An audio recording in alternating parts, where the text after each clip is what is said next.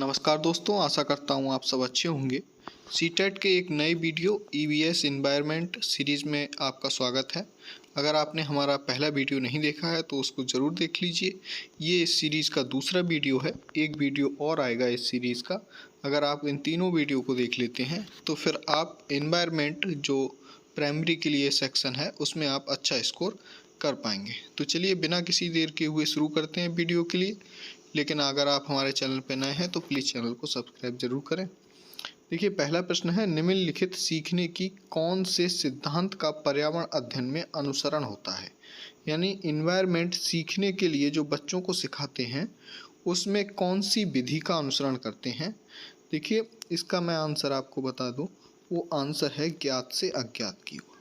ठीक है, पहले हम उन चीज़ों का एग्जाम्पल देते हैं जो हमारे पास पड़ोस में होता है, परिवेश में होता है। तो जो चीज़ें हमें पहले से ज्ञात हैं उनके बारे में बता के हम अज्ञात की ओर ले जाते हैं, तो ये कहलाता है ज्ञात से अज्ञात की ओर।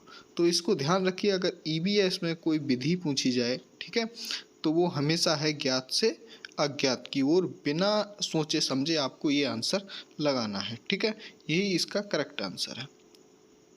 चलिए नेक्स्ट क्वेश्चन देखिए। नेक्स्ट क्वेश्चन नंबर है दूसरा। देखिए, निम्नलिखित में से कौन सा पर्यावरण अध्ययन में सीखने का रचनात्मक आकलन का साधन नहीं है। ये ध्यान रखना है, इसमें है वाला नहीं पूछा है, कौन सा नहीं है। ठीक है, बच्चे हमेशा यही गलती करते हैं प्रश्न पत्र को हल करते हुए, वो है या नहीं है ये नहीं देखते हैं। तो इस कीवर्ड को हमेशा ध्यान रखना है। एक तो है यहाँ पर कीवर्ड जो है वो रचनात्मक आकलन, और दूसरा नहीं। ठीक है, इन दोनों बात को ध्यान रखना है। अगर आपने हमारा वीडियो देखा है कि सीटेट कैसे पास करें, तो आपको पता होगा पॉजिटिव नेगेटिव कीवर्ड्स के बारे में मैंने वहाँ बताया था। आपको कुछ प्रश्न में देखना ही नहीं है, यहाँ पर जो वार्षिक उपलब्धि जो परीक्षण शब्द है ये नेगेटिव कीवर्ड है, और इस वजह से ये आंसर इसके हिसाब से सही हो जाएगा, क्योंकि इन्होंने नेगेटिव वाला ही पूछा है नहीं। ठीक है, अगर आपने वो वीडियो नहीं देखा है तो उसको लिए भी देख लीजिए, बहुत अच्छा वीडियो है और बहुत अच्छे से आप आंसर्स को सेलेक्ट कर पाएंगे, आपको बहुत मदद मिलेगी। ठीक है, तो रचनात्मक आकलन करने में साधन नहीं है, क्योंकि परीक्षण मूल्यांकन बच्चों का करने के लिए मना किया गया है, इसलिए इन्होंने CCE, ठीक है, पैटर्न लाया गया है, कॉम्प्रिहेंसिव एंड कॉन्टिन्यूअस इवैल्यूएशन, ना कि परीक्षण। ठीक है, नेक्स्ट क्वेश्चन देखिए, क्वेश्चन नंबर 3, नीचे दिए गए पक्षियों की कौन सी प्रजाति झटके से अपनी गर्दन आगे पीछे करती है। ये सारे प्रश्न पूछे गए हैं, ये प्रश्न भी पूछा गया है पहले, तो इसका सही आंसर है मैना। ठीक है, ध्यान रखिए, गर्दन आगे पीछे करती है वो है मैना। जानवर से संबंधित प्रश्न अक्सर ज़्यादा पूछे जाते हैं, इसलिए इन प्रश्नों को रखा गया है। नेक्स्ट क्वेश्चन है, नीचे दिया गया कौन सा एक समूह जड़ों का है। ठीक है, जड़ों का है, ये आपको बताना है। इस प्रकार के भी प्रश्न आते हैं विज्ञान से। तो इसमें से जो सेक्शन है वो 2 नंबर है, गाजर, चुकंदर और मूली जड़ है, ध्यान रखिए। और इसको तना और जड़, ठीक है, एक बार इनको पढ़ लीजिए, तना और जड़ कौन कौन से हैं। ठीक है, और ये नेट से सर्च कर लीजिए। ठीक है, और बहुत अच्छा प्रश्न है, इनसे प्रश्न बनने की संभावना अक्सर रहती है। तो जो जड़ है वो इसमें गाजर, चुकंदर, मूली, ये जड़ है। ठीक है, ध्यान रखिए। तो नेक्स्ट क्वेश्चन देखिए, क्वेश्चन नंबर 5 है, रेगिस्तानी ओक नाम का एक पेड़ है जो पाया जाता है। ठीक है, ऑप्शंस हैं इसमें, राजस्थान रेगिस्तान में, संयुक्त अरब अमीरात के रेगिस्तान में, अबू धाबी में, ऑस्ट्रेलिया में। तो इसका जो सही आंसर है वो ऑस्ट्रेलिया। कई बार रेगिस्तानी ओक के नाम से हम कभी कभी राजस्थान के रेगिस्तान में लगा देते हैं, बट ये आंसर गलत है। तो जो सही आंसर है वो है ऑस्ट्रेलिया। ध्यान रखिए, ये प्रश्न पूछा गया है। प्रश्न नंबर 6, तेज बुखार के साथ कपकपी जिसका उपचार सिनकोना पेड़ की छाल से किया जाता है वह है, कौन सा रोग बताना है आपको। ठीक, चिकनगुनिया, डेंगू, म्यादी बुखार, मलेरिया। आपको पता होगा मलेरिया, जिसकी दवा कुनैन है, और कुनैन के लिए जो है सिनकोना की छाल से प्राप्त किया जाता है। ठीक है, ये प्रश्न कई बार घूम घूम के आया है कुछ अलग तरीके से, इसलिए पूरी सीरीज को जरूर देख लीजिए हमारी। निम्नलिखित में से कौन सा पर्यावरण अध्ययन पाठ्यक्रम के सुझावित प्रकरणों का उप प्रकरण है। ठीक है, प्रकरण है और उसका उप प्रकरण क्या है और किसका बात हो रही है, ये ईवीएस यानी इन्वायरमेंट की बात हो रही है। तो जानवर हम चीज़ों को कैसे बनाते हैं, परिवार और मित्र भोजन। तो इसका जो सही आंसर है वो जानवर, ठीक है। और यही कारण है कि जो सीटेट का एग्ज़ाम है ईवीएस का, उसमें जानवर से संबंधित बहुत प्रश्न पूछे जाते हैं, क्योंकि जो पर्यावरण ईवीएस का जो सुझावित प्रकरण है उसका एक उप प्रकरण शामिल किया गया है, वो है जानवर, ठीक है। प्रश्न नंबर 8 है, बच्चों को पर्यावरण अध्ययन को सीखने के लिए खोजने के द्वारा पर्याप्त समय दिया जाता है, ये इंगित करता है कि, ठीक है। अगर मैं फिर से कह रहा हूँ, आपने अगर हमारा वो वीडियो नहीं देखा है जिसमें हमने सीटेट की ट्रिक्स बताई हैं तो उसे देख लीजिए। अगर आप उसको एक बार देख लेंगे तो आपको कुछ ज़्यादा करना ही नहीं है, बिल्कुल कुछ नहीं पढ़ना है। जो सीधा सीधा कीवर्ड है वो है बाल केंद्रित। आपने बस इतना पढ़ लिया और सीधा आंसर, क्योंकि ईवीएस जो होता है वो बाल केंद्रित होता है, ठीक है। बाकी आपको पढ़ना ही नहीं है, ठीक है। तो बहुत टाइमिंग भी बचेगी आपकी और आप आंसर्स को अच्छे से एलिमिनेट भी कर पाएंगे, ठीक है। तो जो सीधा सीधा आंसर है इसका वो है पर्यावरण अध्ययन बाल केंद्रित है। प्रश्न नंबर 9, पर्यावरण अध्ययन में बच्चों को जोड़ने की सबसे प्रभावशाली युक्ति है, ठीक है। वो है पाठ्यपुस्तक का पठन, शिक्षक द्वारा व्याख्याएं, कक्षा निर्देशन, किस्से कहानियाँ। तो इसका जो सबसे अच्छा आंसर है वो है किस्से कहानियाँ, ठीक है। ध्यान रखिए, बच्चे या तो कविताओं या किस्से कहानियों के द्वारा या खेल के द्वारा विशेष रूप से सीखते हैं, अच्छी तरीके से सीखते हैं और वो प्रभावशाली तरीका भी होता है। तो इसका जो सही आंसर है वो है किस्से कहानियाँ। प्रश्न नंबर 10, निम्नलिखित में से क्या पर्यावरण अध्ययन में आकलन के लिए संकेतक नहीं होना चाहिए। ध्यान रखिए, कौन सा इंडिकेटर जो है आकलन के लिए नहीं होना चाहिए। ऑप्शन है इसमें सहभागिता, याद करना, प्रश्न पूछना, न्याय और समता के प्रति सरोकार। तो इसका जो सही आंसर है वो है याद करना। देखिए, याद करना, रटना, व्याकरण को याद कराना, ये नेगेटिव वर्ड्स आते हैं, ठीक है। और ये नेगेटिव वर्ड्स इससे संबंधित नहीं है, ठीक है। तो नहीं वाला ही पूछा था इसमें, तो नहीं जो है वो है याद करना, ठीक है। तो इसलिए ये आंसर सही होगा। फिर से मैं कह रहा हूँ, आप वो वीडियो जरूर देख लीजिए। ये सारे प्रश्न उससे आराम से 10 मिनट का वीडियो देख के आप बहुत आसानी से कर सकते हैं, एलिमिनेट बहुत आसानी से कर सकते हैं। नेक्स्ट देखिए 11 नंबर, पर्यावरण अध्ययन की प्रकृति निम्नलिखित में का समर्थन नहीं करती। किसका समर्थन नहीं करती है, ठीक है। बच्चे कम गलतियां करें, बच्चों को करके सीखने का अवसर मिले, बच्चे बहुत से प्रश्न पूछें, बच्चों को खोज करने के लिए पर्याप्त स्थान मिले। तो किसका समर्थन नहीं करती, ठीक है। तो बच्चे कम गलतियां करें, इसका समर्थन नहीं करती है, ठीक है। ध्यान रखिए, वो कहती है कि बच्चे गलतियां करें क्योंकि गलती करके ही सीखते हैं, ठीक है। नेक्स्ट क्वेश्चन देखिए, क्वेश्चन नंबर 12, प्राथमिक स्तर पर पर्यावरण अध्ययन में समुदाय सीखने सिखाने का एक महत्वपूर्ण संसाधन है, क्योंकि समुदाय मतलब कम्युनिटी, ठीक है। ये एक बहुत सस्ता संसाधन है, ये गलत है। कम्युनिटी सस्ता संसाधन नहीं है, बहुत प्रीसियस संसाधन है, बहुत मुश्किल से संसाधन बनता है ये, ठीक है। रिश्ते रिलेशंस बहुत मुश्किल से बनते हैं, ये आसानी से उपलब्ध होने वाला संसाधन है। दोनों बातें सेम है तो दोनों ही गलत हो जाएंगी। इसमें समझदार और बुजुर्ग व्यक्ति शामिल होते हैं, गलत बात है। इसमें महिला पुरुष छोटे बड़े सभी शामिल होते हैं। तो ये वास्तविक स्थितियों में सीखने के अवसर उपलब्ध कराता है, बिल्कुल सही है। इस तरीके से आपको एलिमिनेट भी करना है जब क्वेश्चन आप करें, ठीक है। तो ध्यान रखना है इसका, ये आंसर चौथा सही हो जाएगा। 13 नंबर देखिए, 13 नंबर, हमारे देश में निम्नलिखित स्थानों में से कौन सा ठंडा रेगिस्तान है। जैसलमेर, लद्दाख, मेघालय, दार्जिलिंग। लगभग सभी को पता होगा लद्दाख सही आंसर है हमारा।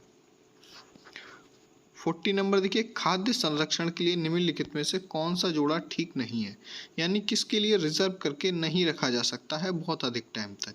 जैसे आलू चिप्स, बिल्कुल सही है, आलू को चिप्स के रूप में रिजर्व करके रखा जा सकता है। दूध को पनीर के रूप में नहीं रखा जा सकता, क्योंकि लॉन्ग टाइम तक नहीं रखा जा सकता दूध को पनीर के रूप में। सेब को जैम के रूप में लॉन्ग टाइम तक रखा जा सकता है, और कच्चा आम को अचार के रूप में लॉन्ग टाइम तक प्रिजर्व करके रखा जा सकता है। तो कौन सा सही नहीं है, वो है दूध और पनीर, यही पूछा गया था। तो दूसरा ऑप्शन हमारा सही हो जाएगा। 15 नंबर देखिए, निम्नलिखित में से कौन बीज नहीं है, ठीक है। कौन सीड नहीं है, बीज नहीं है। तो गेहूं, काली मिर्च, साबूदाना, सौंफ। तो इसका जो सही आंसर है वो है साबूदाना। ध्यान रखिए, साबूदाना मैन मेड होता है, कृत्रिम होता है, बाकी सारे बीज हैं।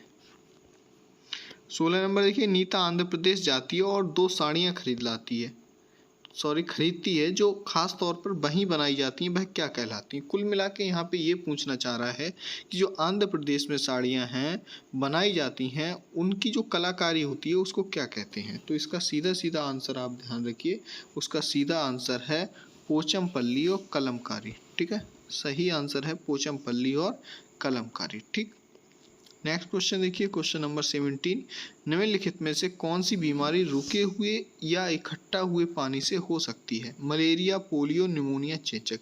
देखिए पोलियो नहीं होती है, ये तो जन्मजात है, इसको आप पता होगा, तो ये गलत हो गया। निमोनिया नहीं होती है इकट्ठा हुए पानी से, चेचक भी नहीं होता है। सही आंसर हो गया मलेरिया। ठीक है, जो कुनैन और सिनकोना वाला बताया था वही। ठीक है, नेक्स्ट देखिए 18 नंबर, निम्नलिखित में से कौन सा जोड़ा ठीक है? ये एक तरफ नृत्य दिए हैं ये, और दूसरी तरफ उनके स्टेट्स दिए हैं, आपको बताना है कौन सा जोड़ा ठीक है। ठीक, तो जो असम बिहू, ओडिशा भरतनाट्यम, तमिलनाडु लावड़ी, तो कर्नाटक कथक। तो सही वाला जो जोड़ा है वो असम बिहू है। ठीक है, यही वाला सही है।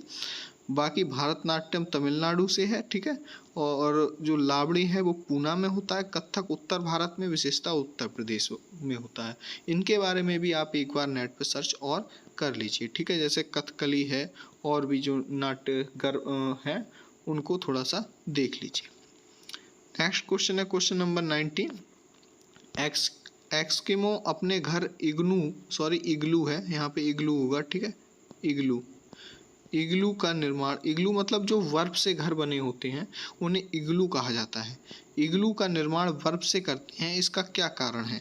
बर्फ ठंडी हवा और पानी को अंदर नहीं आने देता, बर्फ की दीवारों के बीच मौजूद हवा अंदर की गर्मी को बाहर जाने से रोकती है, बर्फ मुफ्त में मिलती है, अन्य सामग्री की कीमत अधिक होगी, ध्रुवीय क्षेत्रों में केवल बर्फ उपलब्ध है। तो देखिए अगर इसे एलिमिनेट करना हो, मैं आंसर कैसे सॉल्यूशन देते हैं। देखिए जो मुफ्त में मिलती है ये ऑप्शन तो गलत हो जाएगा, और ध्रुवीय क्षेत्रों में बर्फ उपलब्ध है ये भी गलत है, क्योंकि आजकल ट्रांसपोर्टेशन काफ़ी बढ़ गया है और जो डेवलपमेंट भी काफ़ी बढ़ गया है। तो जो सही इसका जो आंसर होगा, अब 2 रह गए, फर्स्ट और सेकंड। बर्फ ठंडी हवा और पानी को अंदर नहीं आने देता, और दूसरा है बर्फ की दीवारों के बीच मौजूद हवा अंदर की गर्मी को बाहर जाने से रोकता है। तो जो इसका सही आंसर है वो है देखिए दूसरा, क्योंकि बर्फ ठंडी हवा और पानी को अंदर नहीं आने देता, ये गलत है। ठीक है, पानी आ सकता है, ठंडी हवा भी आएगी, लेकिन जो दीवारों के बीच जो मौजूद एयर हो गई, जो अंदर वाली हवा है उसको बाहर नहीं जाने देगा और बाहर वाले को अंदर नहीं जाने देगा। तो ये सही आंसर है। आपको इसी तरीके से एलिमिनेट करके वहाँ आंसर्स को लगाना है, क्योंकि सीटेट में ऐसा नहीं है कि जो आप पढ़ के ही जाएंगे वही क्वेश्चन उसमें मिलेंगे। ठीक है, तो इस तरीके से आपको एलिमिनेट करना है, अच्छे नंबर लाएंगे। नेक्स्ट क्वेश्चन है क्वेश्चन नंबर 20, निम्नलिखित में से कौन सी विशेषता बरगद के पेड़ की जड़ों की नहीं है? ठीक है, बरगद के पेड़ की जड़ों की नहीं है। जो गांव में रहते होंगे अक्सर लोग, उन्होंने बरगद का पेड़ देखा होगा, तो वो आसानी से इसे कर सकते हैं। बाकी आप देख लीजिए, जड़ें शाखाओं से नीचे लटकती हैं, ये भी सही है। इसमें जमीन के भीतर जड़ें होती हैं, जड़ें भोजन का भंडारण करती हैं, जड़ें खंभों की तरह पेड़ को सहायता प्रदान करती हैं। तो इसका जो सही आंसर है वो है ये, जड़ें भोजन का भंडारण करती हैं, यह गलत है। बाकी सही है, जड़ें नीचे लटकती हैं, जमीन के भीतर जड़ें होती हैं, पेड़ को सहायता प्रदान करती हैं। वो जो जड़ें होती हैं वो भोजन का भंडारण नहीं करती, भोजन का भंडारण तो जो सिर्फ मुख्य जड़ होती है वही करती है, वहीं से होता है। ठीक है, तो ये आंसर गलत हो जाएगा, जबकि गलत वाला ही पूछा गया है तो यही सही माना जाएगा। ठीक है, क्वेश्चन नंबर 21 देखिए, कक्षा 5 की शिक्षिका के रूप में आप ईंधन संरक्षण यानी कि ईंधन संरक्षण प्रकरण को पढ़ाने के लिए निम्नलिखित में से किस संसाधन के उपयोग को सर्वश्रेष्ठ मानते हैं?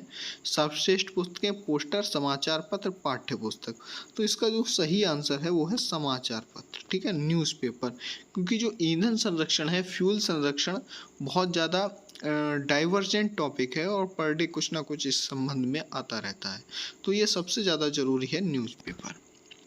क्वेश्चन नंबर 22 देखिए, कक्षा 4 की एक शिक्षिका शिक्षार्थियों से कहती है कि वे अपने कार्यपत्रक, अवलोकन रिपोर्ट और सत्र में एकत्रित की गई सामग्री को एक फोल्डर में डाल दें। इन फोल्डर को कहा जाता है, इन फोल्डर को क्या कहा जाएगा? पोर्टफोलियो, दत्त कार्य, दत्तकारी मतलब होमवर्क जो दिया जाता है, परियोजना यानी प्रोजेक्ट कार्य, घटना वृत्तांत अभिलेख। ठीक है, तो इसका जो सही आंसर होगा वो होगा पोर्टफोलियो। ठीक है, चीज़ों को इकट्ठा करना, बनाना, वो एक पोर्टफोलियो कहलाता है। जबकि वो यही कह रही है कि कक्षा 1 की शिक्षिका शिक्षार्थियों से कहती है कि वे अपने कार्यपत्रक, अवलोकन रिपोर्ट और सत्र में एकत्रित की गई सभी सामग्री को एक फोल्डर में डाल दें, तो वो उसका पोर्टफोलियो बन जाएगा। ठीक है, नेक्स्ट देखिए 23, किसी क्रियाकलाप के लिए समूह बनाते हुए सामाजिक अध्ययन के ध्यान रखना है कि शिक्षक को चाहिए कि वह क्या करे। ठीक है, सुनिश्चित करे लड़के लड़कियों के समूह अलग अलग हों। ये तो बिल्कुल गलत है, क्योंकि ये समावेशी शिक्षा के विपरीत हो गया, इंक्लूसिव एजुकेशन के। उनके अंकों के अनुसार ग्रुप बनाए, ये भी गलत है। ठीक है, इंक्लूसिव एजुकेशन के आधार पर केवल 2 समूह बनाएं और प्रत्येक में बहुत से विद्यार्थी हों। ठीक है, और अगला भी पढ़ के देखते हैं, सभी प्रतिभागियों को सहभागिता और सहयोग सुनिश्चित करें। तो ये तीसरा भी गलत होगा, चौथा सही होगा, क्योंकि सभी प्रतिभागियों को सहभागिता और सहयोग सुनिश्चित हो। बहुत आसान है, आपको इसी प्रकार से पढ़ के एलिमिनेट करके क्वेश्चंस करने हैं। नेक्स्ट क्वेश्चन देखिए 24, जो पर्यावरण अध्ययन शिक्षण के संदर्भ में राष्ट्रीय पाठ्यचर्या की रूपरेखा जो NCF है, नेशनल कैरिकुलम फ्रेमवर्क 2005, निम्नलिखित में से किसे प्रस्तावित नहीं करती है, इसको बताना है। ठीक है, बच्चों के अनुभवों और संदर्भों से जोड़ना, हस्तपरक क्रियाकलाप, तकनीकी शब्दावली से परिचित कराना, विषयानुसार उपागम। तो इसका जो सही आंसर है वो तकनीकी शब्दावली से परिचित कराना। बस यही नहीं करती है, क्योंकि टेक्नोलॉजी शब्दावली से बच्चों का कोई तात्पर्य नहीं है। 25 देखिए, भारत में बिहार के सापेक्ष जम्मू कश्मीर और गोवा की स्थिति क्या है। ये आपके लिए मैं होमवर्क दे रहा हूँ, बहुत आसान है। आप नेट से भी सर्च करके एक बार मैप जरूर देख लीजिए, और स्टेट्स की थोड़ी सी भौगोलिक स्थिति सभी की देख लीजिए। अगर आप CTET का एग्ज़ाम दे रहे हैं तो ज़रूर देख लीजिए। बाकी मैं इसका आंसर आपके लिए बता दे रहा हूँ। इसका आंसर है उत्तर पश्चिम और दक्षिण पश्चिम। ठीक है, ये आपके लिए होमवर्क है। पूरा मैप एक बार ढंग से ज़रूर देख लीजिए। कुछ नहीं देखिए तो स्टेट्स देख लीजिए, स्टेट्स की राजधानी देख लीजिए, ये बहुत ज़्यादा ज़रूरी है। नेक्स्ट क्वेश्चन है 26, स्थानों, दूरियों और दिशाओं के सापेक्ष स्थिति को समझने की क्षमता है। क्या क्षमता है कि दिशात्मक कौशल, चित्रण कौशल, स्थितीय कौशल, ग्राफिक कौशल, इसकी क्षमता क्या स्किल है। ठीक है, तो स्थान, दूरियां और जो डायरेक्शंस आते हैं वो आता है, देखिए अगर ये इंग्लिश में लिखा होता तो बहुत आसान होता। ये सब आता है चित्रण कौशल, चित्रण को कहते हैं मैपिंग। ठीक है, तो मैपिंग कौशल, ठीक है, मैप के द्वारा समझना। ठीक है, तो इसका सही आंसर होगा। कभी कभी अगर आपको प्रॉब्लम्स हो सवालों में, तो आप अगर थोड़ा सा इंग्लिश जानते हो तो थोड़ा ज़रूर इंग्लिश की तरफ देखिएगा, क्योंकि कभी कभी आंसर्स हमें इंग्लिश वाले पोर्शन से बहुत जल्दी मिल जाते हैं। क्वेश्चन नंबर 27 देखिए कि किस राष्ट्रीय पाठ्यचर्या ने प्राथमिक स्तर पर एक एकीकृत पाठ्यचर्या क्षेत्र के रूप में पढ़ाई जाने के लिए पर्यावरण अध्ययन की सिफारिश की। तो ये NCFs के नाम हैं 2005, 1988 और 2000, 1975। तो इसका जो सही आंसर है वो है 1975, इसलिए ये प्रश्न रखा गया है। 2005 अच्छे बच्चे लगाएंगे अक्सर, लेकिन जो EVS पढ़ाने के लिए जो रिकमेंडेशन की गई है वो NCF 1975 में। नेक्स्ट क्वेश्चन है, भारत में किस क्षेत्र में स्थानांतरित खेती करने का रिवाज है। स्थानांतरित खेती आई या एक और शब्द है झूम खेती। तो कुछ नहीं पूछना है आपको, सीधे पूर्वोत्तर यानी कि उत्तर पूर्वी क्षेत्र लगाना है, यानी कि जो हमारा राज्य है असम, मिजोरम, नागालैंड, मेघालय, अरुणाचल प्रदेश, इस तरफ ये खेती होती है। तो उत्तर पूर्वी क्षेत्र या पूर्वोत्तर क्षेत्र। क्वेश्चन नंबर 29 देखिए, निम्नलिखित में से कौन कौन सी ग्रीन हाउस गैसें हैं। ठीक है, तो कार्बन डाइऑक्साइड, मीथेन, जलवाष्प, उपयुक्त सभी, तो इसमें सभी हैं। और वैसे भी ध्यान रखिए, अगर आप आंसर ना देने में सक्षम हो या आपको कोई कन्फ्यूजन हो तो जो उपयुक्त सभी वाला आंसर है उसी को टिक करें। ठीक है, वैसे तो इसमें सारी की सारी ग्रीन हाउस गैसेस हैं, कार्बन डाइऑक्साइड, मीथेन, जलवाष्प। फिर भी अगर आपको वहाँ कंफ्यूज हो जाए तो किसी भी प्रकार का क्वेश्चन हो तो वहाँ ऑल ऑफ द अबव का अगर आंसर हो तो उसी को टिक करें। 30 नंबर देखिए, ताजमहल के पीले होने के लिए निम्नलिखित में से कौन सा जिम्मेदार है। देखिए जिम्मेदार होता है, मैं आपको बता दूं, अम्ल वर्षा होती है वो जिम्मेदार होती है, और अम्ल वर्षा होती है वो सल्फर डाइऑक्साइड के कारण होती है। ठीक है, तो जो सल्फर डाइऑक्साइड यानी कि H2SO4 जो होता है, ठीक है, उसका जब वाटर के साथ सॉल्यूशन बनता है तो वो एसिडिक बन जाता है, अम्लीय वर्षा का रूप ले लेता है, और इस वजह से उस अम्लीय वर्षा से जो ताजमहल की जो सुंदरता है वो क्षीण होती है। इसे कहते हैं कि पीला होने के लिए भी जिम्मेदार है। नेक्स्ट प्रश्न देखिए, प्रश्न नंबर 32। एक ऐसी वस्तु जिसमें से कोई प्रकाश किरण गुजर नहीं सकती वह क्या कहलाती है? जिसमें कोई प्रकाश किरण नहीं गुजर सकती उसे देखिए अपारदर्शी कहते हैं। ठीक है, पारदर्शी वो होता है जिसमें से गुजर सकती है, और जिसमें से नहीं गुजर सकती उसे अपारदर्शी कहते हैं। तो बहुत सरल सा आंसर है इसका। ठीक है, 33 देखिए, एक विलेय का विघटन दर पर किस पर निर्भर करता है? ठीक है, एक जो विलेय है उसका विघटन दर किस पर निर्भर करता है? दाब, तापमान, सतह क्षेत्र, भार। तो जो इसका सही आंसर है वो है सतह क्षेत्र यानी कि सरफेस एरिया। ठीक है, इस पर निर्भर करता है। नेक्स्ट क्वेश्चन देखिए 34। निम्नलिखित में से कौन सी ईबीएस कक्षा में गतिविधि है या गतिविधियां हैं? ईबीएस मतलब पर्यावरण अध्ययन का जो क्लास है उसमें इससे संबंधित कौन सी गतिविधियां हैं जो कि कराई जा सकती हैं? चित्र बनाना, फील्ड भ्रमण, श्यामपट्ट का उपयोग, उपर्युक्त सभी। अभी मैंने भी बताया था अगर आपको कुछ कन्फ्यूजन हो तो उपर्युक्त सभी लगाएं, और वैसे भी यही आंसर सही है क्योंकि चित्र बनाना, फील्ड भ्रमण और श्यामपट्ट उपयोग सभी इन्वायरमेंट पढ़ाने में काम आते हैं पर्यावरण में। ठीक है, नेक्स्ट क्वेश्चन देखिए, क्वेश्चन नंबर 35। पर्यावरण अध्ययन पाठ्यक्रम बच्चों की समग्र शिक्षा का कारण बन सकता है यदि ये है। समग्र शिक्षा का कारण कब बन सकता है? यदि ये है एकीकृत, समावेशी, विषयगत, उपर्युक्त सभी। तो फिर देखिए इसका भी आंसर जो होगा वो होगा उपर्युक्त सभी। ठीक है, अगर आपको कहीं कन्फ्यूजन हो तो इसी आंसर को लगाएं, क्योंकि ईबीएस अगर एकीकृत है, समावेशी इंक्लूसिव है, इंटीग्रेटेड इंक्लूसिव और सब्जेक्टिव है तो फिर ये समग्र शिक्षा का कारण बन सकता है। नेक्स्ट क्वेश्चन देखिए, क्वेश्चन नंबर 36। विद्यालय में मिड डे मील के समय के लिए कौन सा सबसे प्रासंगिक है? ठीक है, मिड डे मील के समय के लिए कौन सा सबसे प्रासंगिक है? अब ये बताना है इसका सही रीजन क्या है। मिड डे मील के साथ शिक्षण अधिगम के साथ इसका कोई लेना देना नहीं है, तो ये तो बिल्कुल गलत हो गया।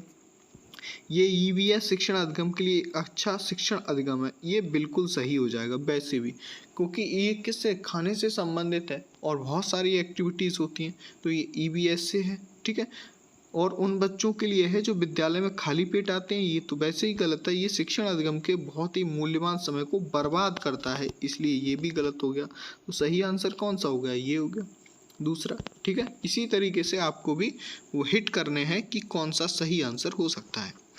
37 देखिए, पर्यावरण अध्ययन के संदर्भ में बोझ के बिना सीखना क्या कहलाता है? ठीक है, बोझ के बिना सीखना क्या कहलाता है? स्कूल बैग का कम वजन, ईबीएस पाठ्य पुस्तकों में अध्यापकों की कम संख्या, अवोध का भार कम करने की जरूरत है, ईबीएस पाठ्यक्रम को आधा कम करने की जरूरत है।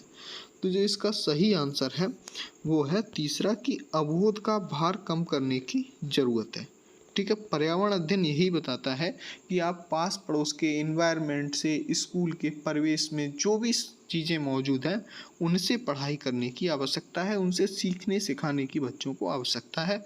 जब पर्यावरण के परिवेश से सिखाएंगे तो फिर जो बोझ है जो एक तरीके से वो थोड़ा कम होगा। ठीक है, नेक्स्ट है 38। बाला का रूप क्या है? ठीक है, इसका फुल फॉर्म पूछा है, मैं इसका फुल फॉर्म आपको बता दे रहा हूँ। इसका जो फुल फॉर्म है वो बिल्डिंग एज लर्निंग एड है, इसको ध्यान रख लीजिए, ये प्रश्न पूछा गया है, बिल्डिंग एज लर्निंग एड। ठीक, नेक्स्ट क्वेश्चन देखिए 39। महिलाएं पुरुषों की तुलना में कमजोर हैं क्योंकि एक, यहाँ पे आपको फिल इन द ब्लैंक्स भरना है, क्या है? मिथक है, वैज्ञानिक सत्य है, रूढ़िवादी धारणा है, अंधविश्वास है। तो ये सही आपको पता होगा, ये रूढ़िवादी धारणा है। ये लोग कुछ मानते हैं जो रिग्रेसिव लोग हैं, यानी कि जो प्रोग्रेसिव नहीं है और वो मानते हैं। ठीक है, और बाकी आज तो महिलाएं पुरुषों के बराबर हैं आधुनिक समय में, तो ये ध्यान रखिए, ये एक रूढ़िवादी धारणा है। आखिरी प्रश्न है हमारे इस वीडियो का कि 15 ग्राम पर ml घनत्व और 3 ml आयतन वाले किसी वस्तु का द्रव्यमान क्या होगा। तो जो देखिए ध्यान रखिए, डी बराबर, डी मतलब घनत्व, एम मतलब जो द्रव्यमान होता है, बटे बी आयतन। ठीक, तो घनत्व बराबर द्रव्यमान बटे आयतन होता है। ठीक है, हमें निकालना है द्रव्यमान। तो द्रव्यमान निकालना है तो डी की गुणा किससे हो जाएगी, बी से, तो एम बराबर हो जाएगा डी गुणा बी। ठीक, अब डी का मान कितना दिया हुआ है, सीधे सीधे तौर पे हम लें तो 15। ठीक है, और ध्यान रखना ये भी ml में है, ये भी ml में है, तो कुछ बदलना, चेंज नहीं करना है। 15 गुणा 3, तो 15 3 सीधे सीधे 45। ठीक है, तो 45 क्या है, 45 ग्राम, क्योंकि ml से ml वैसे भी कट जाएगा तो बचेगा सिर्फ और सिर्फ ग्राम। ठीक है, तो 45 ग्राम ये आंसर है। आशा करता हूँ आपको वीडियो अच्छा लगा होगा। मिलते हैं नेक्स्ट वीडियो में, तब तक के लिए जय हिंद, वंदे मातरम।